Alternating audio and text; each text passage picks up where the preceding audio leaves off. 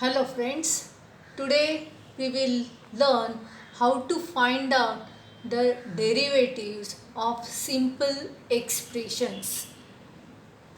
Here one example is written: y is equals to 7 x raised to 7 by 3 plus 5 multiplied by x raised to 4 upon 5 minus 5 upon x raised to 2 by 5. Now to differentiate this, first of all check how many terms are there for the given expression. We can see there are 3 terms, and for the terms more than one we always make use of the addition or subtraction rule. So here, since 3 terms are there, we will differentiate the each term and write the sign in between them.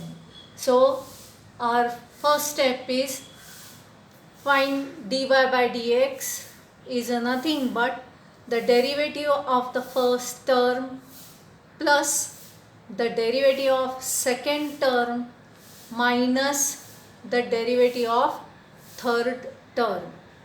Okay, now we look at the d dx of derivative of d dx means the derivative of x raised to 7 by 3, that is the first term we are differentiating. Now since only one term is there, we will ask the question that is there any multiplication division in this to differentiate. The answer is no, there is no multiplication or division, and that is why we will directly see what kind of expression is this, the function is this x raised to 7 by 3. It is of the type x raised to n. Since it is x raised to n, we apply the formula of derivative of x raised to n is n multiplied by x raised to 7 upon 3, and therefore we get the n is 7 upon 3. So in the next step it is 7 upon 3 x raised to n minus 1. 7 upon 3 minus 1 gives me 4 upon 3, and that is why the derivative of first term is 7 upon 3 x raised to 4 upon 3. Now we look at the second term. The second term, the derivative of 5 multiplied by x raised to 4 upon 5. Here we again question that is there any multiplication division. I can see that 5 multiplied by x raised to 4 upon 5. So there is a multiplication.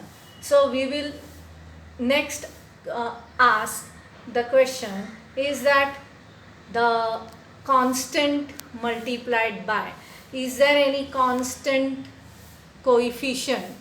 The constant coefficient, yes, here we can see that 5 times x.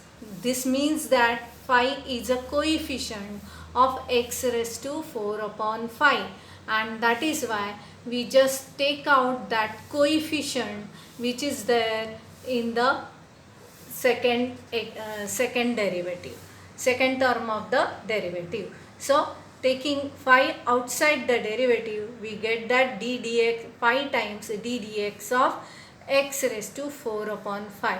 This means that we still have to find out the derivative of x raised to 4 upon 5. Now in the next term, the third term, again we check is there any multiplication division. I can see both 5 upon, not both, the division upon x raised to 2 upon 3.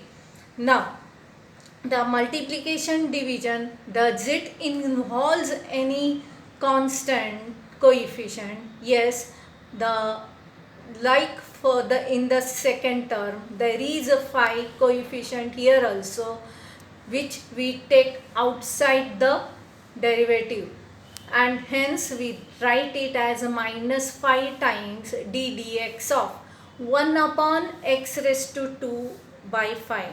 Still the division is there 1 upon, and try to avoid the division every time. So we get that we can write this expression using the laws of indices as 1 upon a raised to m is a raised to minus m. So we are just expressing 1 upon x raised to 2 by 5 in the next step as x raised to minus 2 upon 5. So this is how we are getting the next step, is that in which we still have to find out the derivative of x raised to 4 upon 5 and x raised to minus 2 upon 5. So here in the next step, the already the derivative of first term is found, so we write it as it is.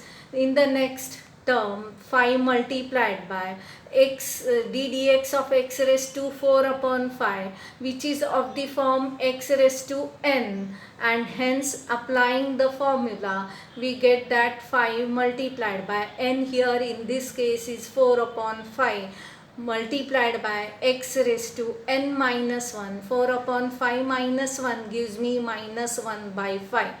And in the third term, once again it is the derivative of x raised to n type. So using the same formula, minus 5 times n here is minus 2 upon 5 multiplied by x raised to n minus 1, that is minus 2 by 5 minus 1, which is nothing but minus 7 by 5. So this is the step arrive where we don't find any ddx here. So this is the answer in fact, but we can simplify the things and write the correct answer. And so in the next case we are writing or simplifying the things.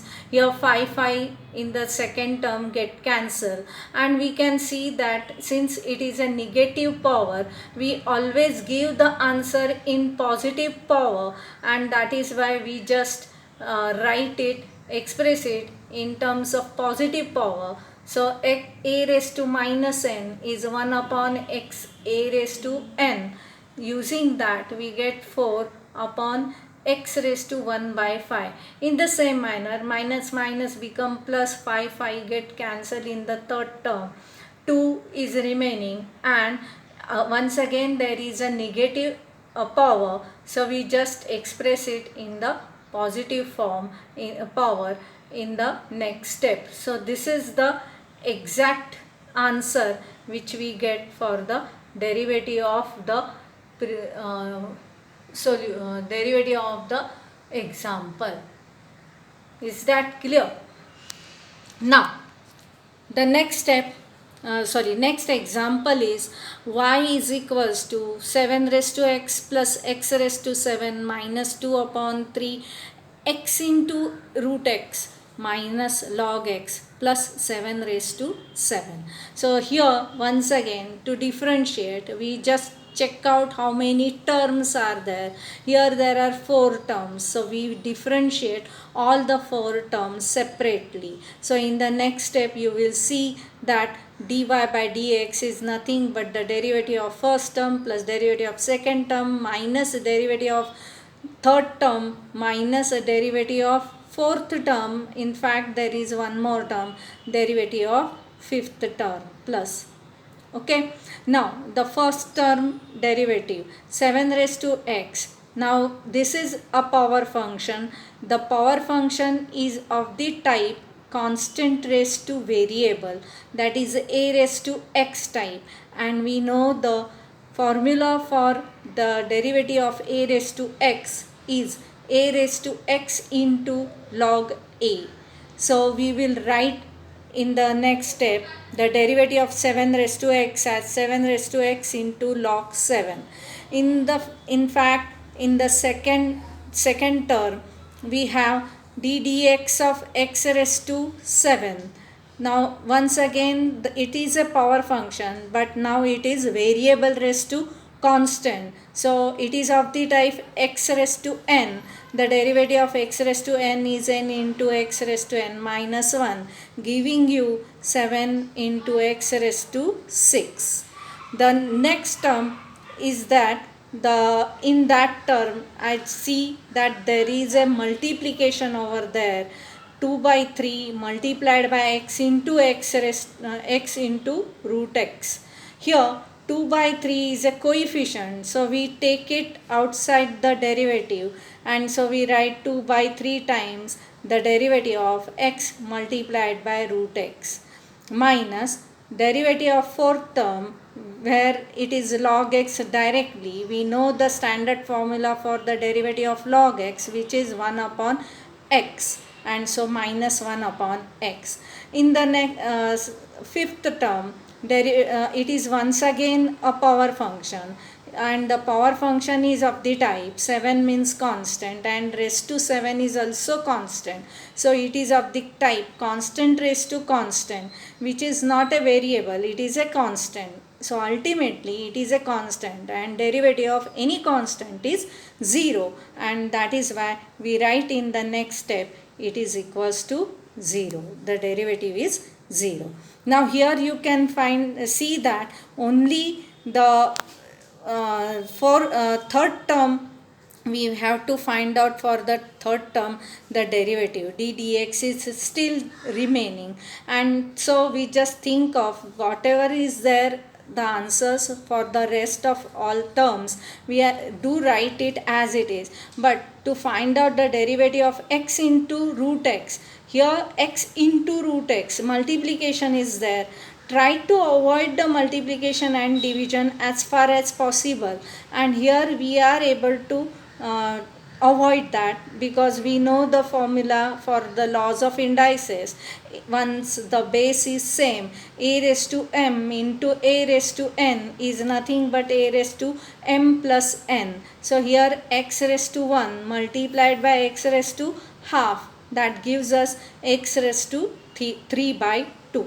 So we write that in the next step the derivatives of first term as it is, second term as it is, the third term, for that we don't find the derivative but we still simplify that x into root x, we write it as x raised to 3 by 2 and minus the derivative of the fourth term.